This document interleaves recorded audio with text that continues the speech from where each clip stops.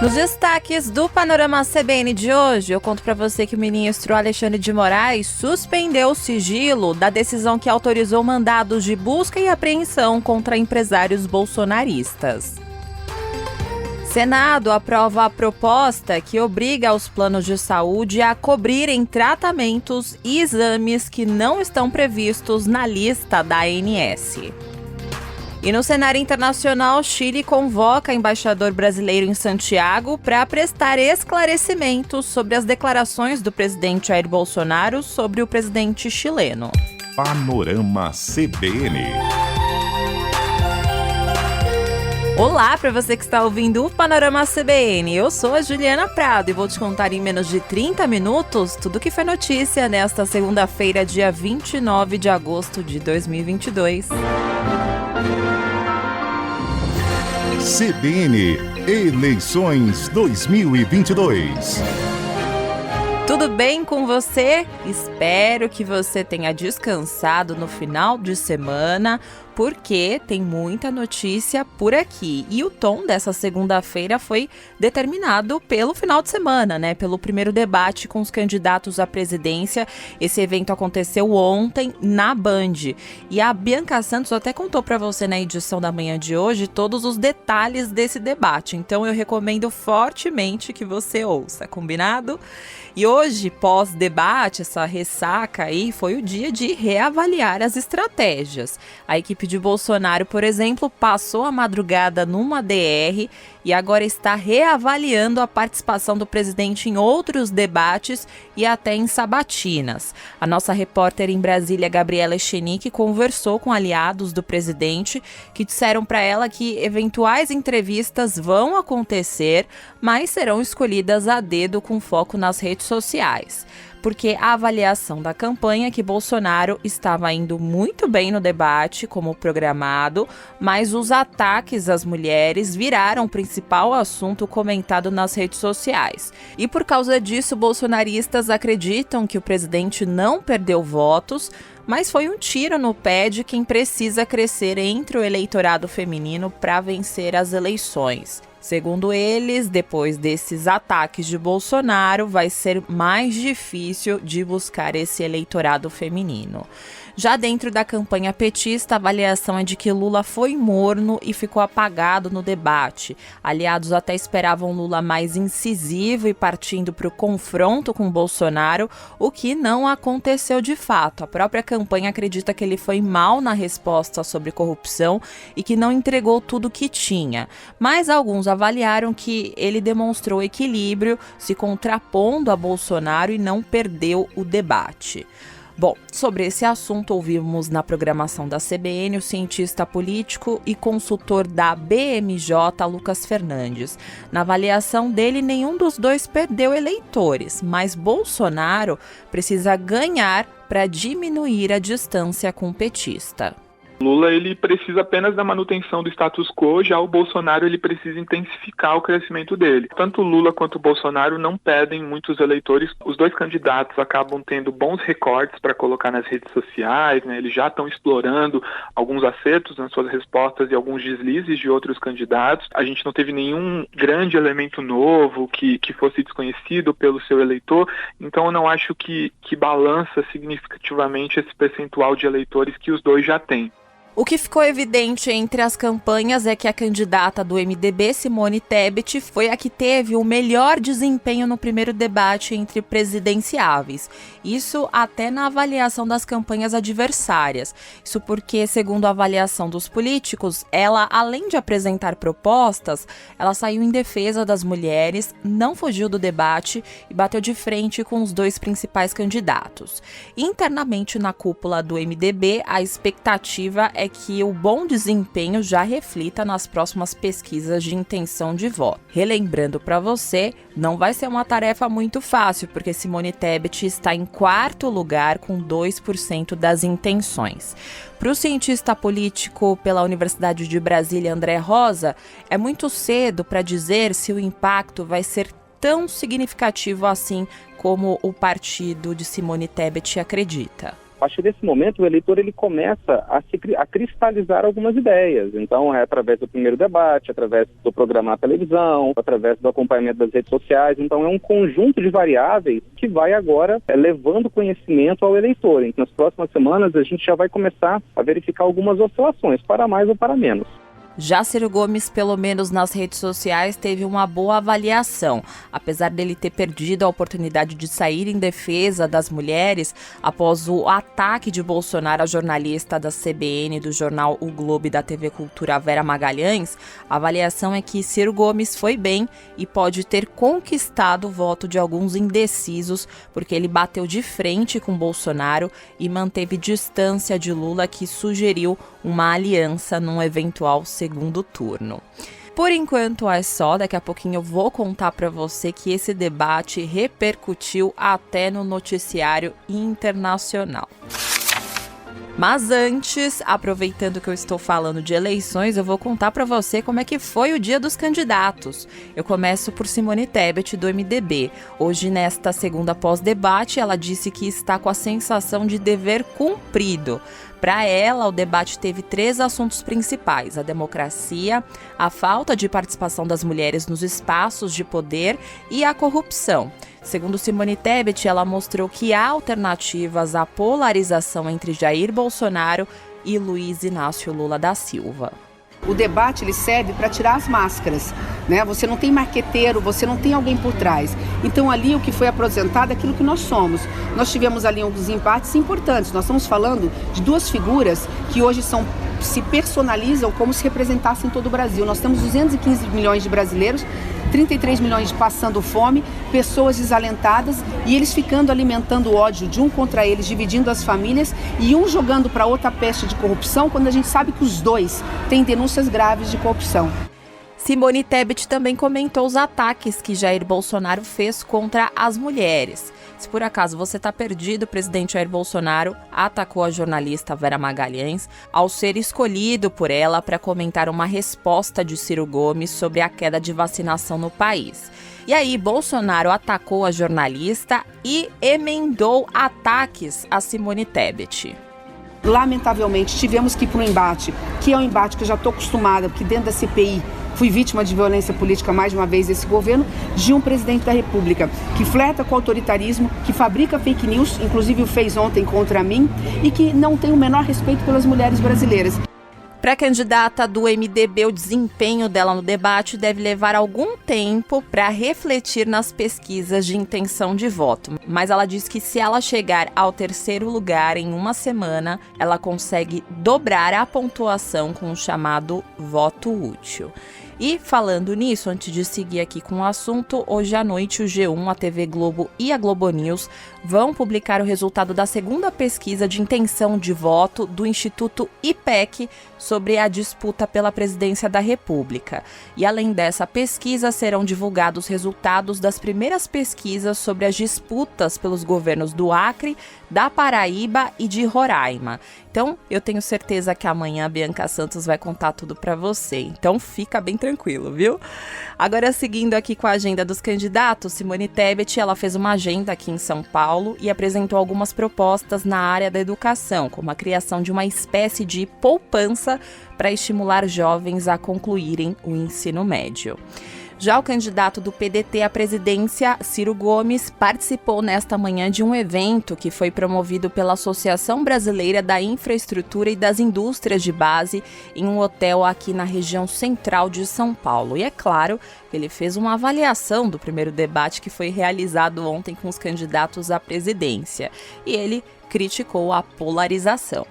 Mas ele demonstrou 2 coisas. Um Brasil velho, rancoroso, sabe, que foi o confronto ali do Bolsonaro com o Lula, uma coisa, sabe, desagradável de estar perto assistindo aquilo. Mas foi bom que o povo tivesse visto como esta polarização é artificial, como ela nos divide, como ela é vazia. Já o ex-presidente e candidato do PT, Luiz Inácio Lula da Silva, esteve hoje em São Paulo e participou de encontros com deputados de esquerda do Parlamento Europeu, principalmente da Espanha e da França. E Lula propôs uma direção global por meio da ONU que gerencia as decisões climáticas. Segundo ele, este é um tema essencial que não pode mais ser tratado como um assunto particular de cada país. E, claramente, o assunto debate surgiu, né? Lula não falou diretamente sobre esse assunto, mas a presidente do PT sim, porque a campanha de Lula avaliou que o ex-presidente poderia ter saído melhor no debate entre os presidenciáveis, né? Contei pra você isso aqui agora há pouco. Segundo eles, faltou carisma e bom humor, que são características mais cativantes de Lula com o público. Os petistas disseram que o formato de debate deu pouco tempo para Lula se expressar e engessou o ex-presidente. A presidente do PT, Gleisi Hoffmann, diz que a campanha continua avaliando convites de entrevistas e debates, mas ela criticou o formato de ontem. Nós estamos avaliando, vamos avaliar convite a convite, vamos avaliar também os convites de entrevistas, não há problema nenhum de participar. Obviamente que a gente quer discutir um pouco o formato. O formato desse debate é muito ruim, ele é muito engessado. É porque ele tem tempos curtos para as respostas, tempos mais curtos ainda para as perguntas. Gleisi também foi questionada se a postura de Lula foi pouco incisiva no debate, mas ela disse que a campanha não se surpreendeu com a postura e que o PT não queria confrontos desnecessários. Lula foi até instruído a evitar polêmicas, mas para alguns petistas, Lula estava tão calmo que parecia apático. Gleisi Hoffmann ainda criticou a postura de Ciro Gomes e disse que ele fez uma aliança com o presidente Jair Bolsonaro para atacar Lula durante o debate. Por fim, o presidente e candidato à reeleição Jair Bolsonaro teve uma agenda privada hoje e cancelou uma sabatina na Jovem Pan que ele participaria nesta segunda-feira. Sabatina CBN, o Globo e Valor. Hoje teve sabatina na Rádio CBN em parceria com os jornais O Globo, Extra e Valor Econômico. E essa semana é a vez dos candidatos ao governo do Rio de Janeiro. Hoje o candidato do PDT, Rodrigo Neves, disse que o escândalo da Fundação CEPERJ é uma tentativa de comprar a eleição. CEPERJ, para você que não é do estado, é o Centro Estadual de Estatísticas, Pesquisas e Formação de Servidores, que atualmente é alvo de investigação do Ministério Público e do Tribunal de Contas do Estado por causa de uma folha de pagamento secreta. E nesse primeiro dia de sabatina, Rodrigo Neves criticou a administração do governador Cláudio Castro, do PL, que também é candidato à reeleição, e disse que a contratação de funcionários fantasmas foi uma estratégia de Cláudio Castro que busca se reeleger. Como que um candidato desse à reeleição, diante da tragédia que nós estamos vivendo, tem ou teria algum tipo de chance? Teria, porque eles estão fazendo o que nós estamos vendo nas ruas, né? O que é o escândalo do CEPERJ? É uma tentativa de comprar a eleição no Rio de Janeiro diante da ausência completa de entregas à população e de ações que pudessem ter melhorado a vida do povo do Rio de Janeiro nos últimos 4 anos. O pedetista também comparou o escândalo da CEPERJ ao orçamento secreto do Congresso, alegando que as pessoas não sabem como o dinheiro está sendo executado. Já no campo da segurança pública, Rodrigo Neves prometeu recriar a Secretaria de Segurança Pública, que foi extinta pelo governo de Wilson Witzel, mas, segundo Rodrigo Neves, ele vai manter as secretarias de Polícia Militar e Polícia Civil. Nós precisamos preservar a autonomia total, operacional, de planejamento, administrativo e financeira das instituições policiais. Agora, nós vamos ter uma Secretaria de Segurança, não é para retirar a autonomia que vai ser mantida, mas para fazer articulação com os órgãos federais e para fazer a articulação com as prefeituras, o poder público local. E nós vamos ter um gabinete de gestão integrado, coordenado pelo governador. Rodrigo Neves também está na disputa pelos votos de esquerda e ele falou sobre a falta de experiência na administração pública de Marcelo Freixo, do PSB de Bola, e chamou o adversário de artificial, que é uma crítica à guinada ao centro que foi promovida por Marcelo Freixo em um aceno ao eleitorado conservador e evangélico. Falando nisso, amanhã Marcelo Freixo, do PSB, vai ser entrevistado pelos jornalistas da CBN, do Globo, do Extra e também do Valor Econômico. E na quarta-feira é a vez do governador do Rio de Janeiro, candidato à reeleição, Cláudio Castro, do PL. Você lembra que na semana passada teve uma operação da Polícia Federal que mirou empresários bolsonaristas? Então, hoje teve novidades sobre esse caso. O ministro do Supremo Tribunal Federal, Alexandre de Moraes, suspendeu hoje o sigilo da decisão que autorizou mandados de busca e apreensão contra os empresários bolsonaristas que debateram em um grupo de WhatsApp a possibilidade de um golpe de Estado no Brasil se Bolsonaro não ganhar as eleições. E desde a operação, as informações eram super escassas. Mas hoje Alexandre de Moraes tirou o sigilo e aí todo mundo descobriu por que a PF pediu a operação e o ministro autorizou na sequência. O que foi descoberto hoje é que o conteúdo das mensagens em que empresários diziam que se Bolsonaro não for eleito vai ter um golpe de Estado foi revelado pelo site Metrópolis, pelo jornalista Guilherme Amado, e embasou essas ações judiciais e esse pedido de investigação da Polícia Federal. Nessa decisão que autorizou as buscas, Alexandre de Moraes disse não haver dúvidas da possibilidade de atentados contra a democracia e o Estado de Direito. Ele escreveu o seguinte, abre aspas, não há dúvidas de que as condutas dos investigados indicam possibilidade de atentados contra a democracia e o Estado de Direito, utilizando-se do modus operandi de esquemas de divulgação em massa nas redes sociais, com o intuito de lesar ou expor a perigo de lesão a independência do Poder Judiciário, o Estado de Direito e a democracia, revelando-se imprescindível a adoção de medidas que elucidem os fatos investigados, especialmente diante da existência de uma organização criminosa identificada nos inquéritos sobre a minha relatoria, que investigam a disseminação de ameaças contra membros do STF e autoridades federais e o funcionamento de uma milícia digital com os mesmos objetivos. Fecha aspas. Alexandre de Moraes disse que a busca e apreensão na casa dos investigados se justificou, pois havia indícios de que poderiam ser encontrados elementos que provem irregularidades. Então, traduzindo aqui para você, a partir dessas mensagens e suspeitas, o ministro autorizou as buscas para verificar de fato se há mais elementos de crimes que supostamente foram cometidos contra a democracia. Se você tem plano de saúde, ouça só essa notícia. O Senado aprovou hoje a proposta que obriga os planos de saúde a cobrirem tratamentos e exames não previstos na lista da Agência Nacional de Saúde Suplementar, a ANS. Ela era chamada de rol taxativo. Relembrando para você essa história, eu até contei aqui no Panorama CBN, em junho, o Superior Tribunal de Justiça desobrigou as operadoras de pagarem por procedimentos não listados nesse rol. Ou seja, o que não está nesta lista preliminar da agência não precisava ter a cobertura das operadoras. E com isso, o paciente só teria direito a um procedimento que não conste nessa lista em situações excepcionais. Um exemplo de exceção é se não houver no rol um tratamento semelhante ao que o paciente necessita ou em caso de terapias com recomendação médica que não possuem substituto na lista da agência. Aí, na época, entidades da sociedade civil, que representam pessoas com espectro autista e pessoas portadoras de doenças raras, alegaram que a decisão do STJ causou uma insegurança jurídica, já que alguns tratamentos foram interrompidos de forma imediata após a decisão.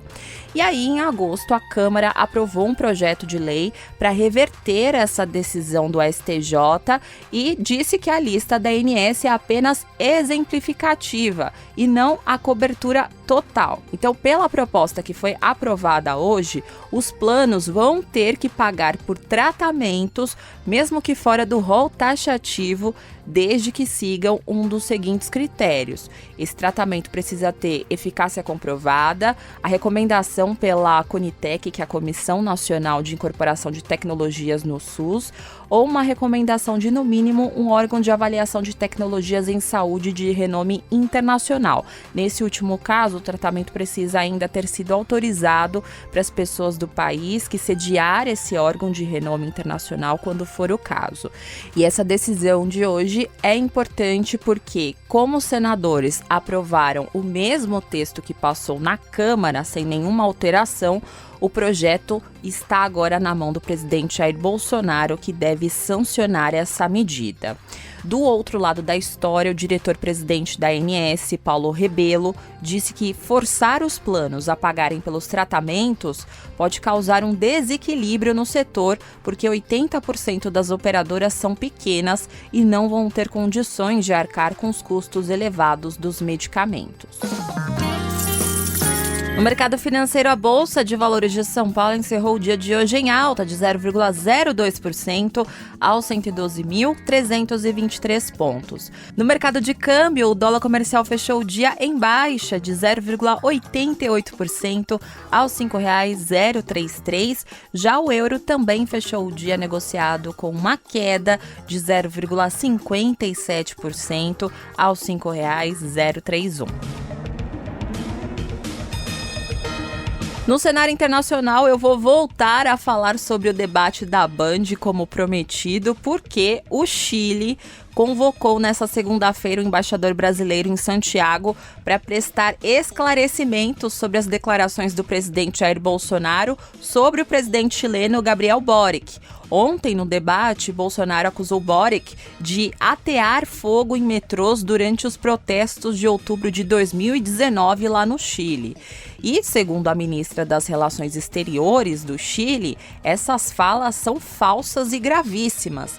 A chanceler disse o seguinte: em nome do governo do Chile, eu quero fazer uma declaração sobre as afirmações que o presidente Jair Bolsonaro fez ontem em um debate eleitoral em que acusou diretamente o presidente Gabriel Boric de ter posto fogo no metrô. Como governo, nos parece que essas declarações são gravíssimas. Obviamente, são absolutamente falsas. Lamentamos que tirem proveito do contexto eleitoral para polarizarem as relações bilaterais através da desinformação e das notícias falsas. Fecha aspas. Já no continente africano, o atual presidente da Angola, João Lourenço, foi declarado hoje vencedor das eleições no país. O resultado dessas eleições, que foram realizadas na Angola há 2 semanas, foi divulgado pela comissão eleitoral, que apontou também o melhor desempenho da oposição na história do país, porque desde a independência da Angola de Portugal em 1976, o país é governado pelo MPLA, que é o partido de João Lourenço. E apesar de perder o outro partido, o UNITA, sigla da oposição, teve o melhor desempenho de sua história, com 43,95% dos votos. Já o partido do atual presidente conseguiu 51,17%. Essa margem aí é a mais apertada desde a independência de Angola. E para fechar aqui o nosso giro internacional, você viu que tem de tudo aqui, eu vou falar agora sobre espaço. Pois é, hoje a contagem regressiva para a missão Artemis 1 da NASA foi cancelada.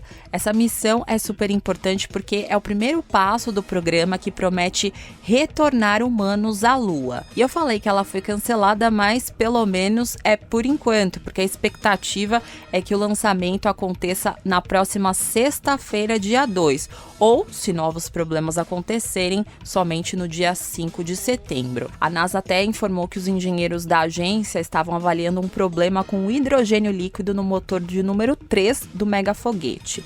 Segundo a NASA, apesar desses problemas técnicos, o megafoguete SLS continua com as suas configurações estáveis e seguras. essa primeira missão, ela não tem uma tripulação, mas ele é o primeiro foguete da agência preparado para tripulantes que vai ser lançado à Lua em quase 50 anos. Por isso, se tudo acontecer como planejado, da próxima vez, a expectativa é que em 2025, esse mesmo mega foguete leve astronautas de volta ao solo lunar, incluindo a primeira mulher e a primeira pessoa negra.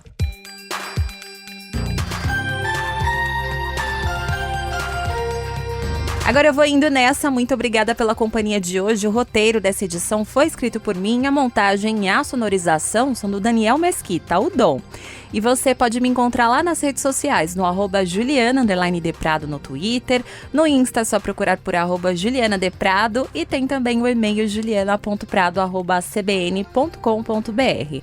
E não se esqueça que amanhã tem a edição da manhã do Panorama CBN, a partir das 7 horas da manhã, com a Bianca Santos. Combinado?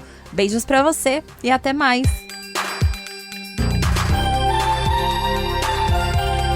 Panorama CBN. As principais notícias do dia em menos de meia hora.